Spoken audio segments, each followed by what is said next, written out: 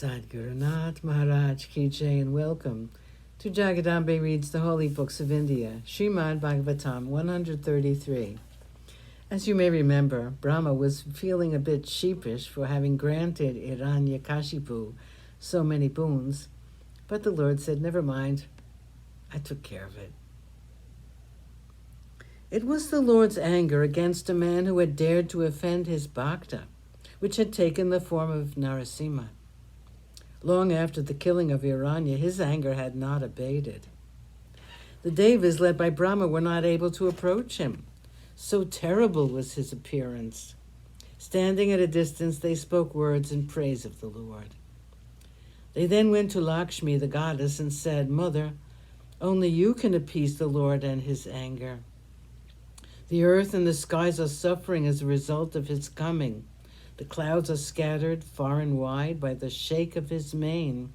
The planets in the skies are not glowing, since they're eclipsed by his glory.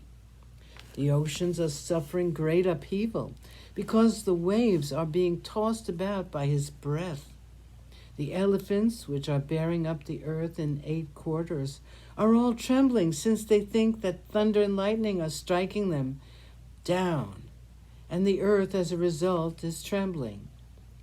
Not being able to bear the hot breath of the Lord, the heavens are receding far away. The mountains are threatening to move, since the earth is trembling.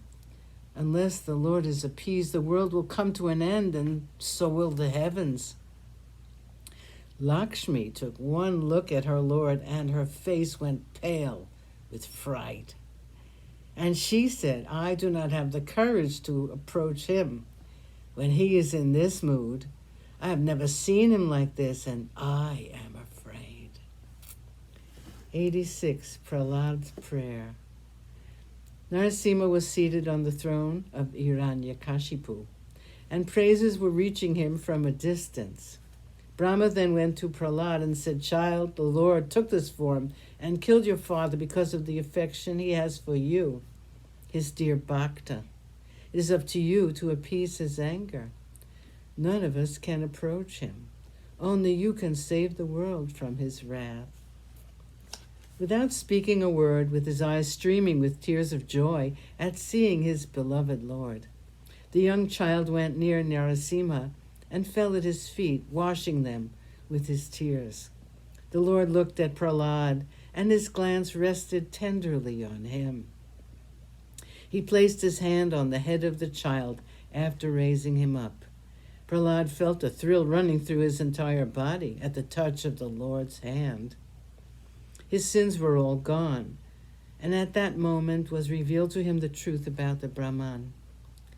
His eyes were closed.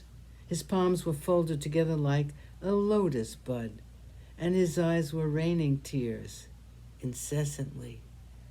He stood still like a tree, and his voice was choked with sobs as he began to praise the Lord and his glory in his childish treble. "My Lord, you are inaccessible to Brahma and the Devas, to the rishis who sit in meditation for eons of time, to wise people whose words flow like water, and who are very great and good.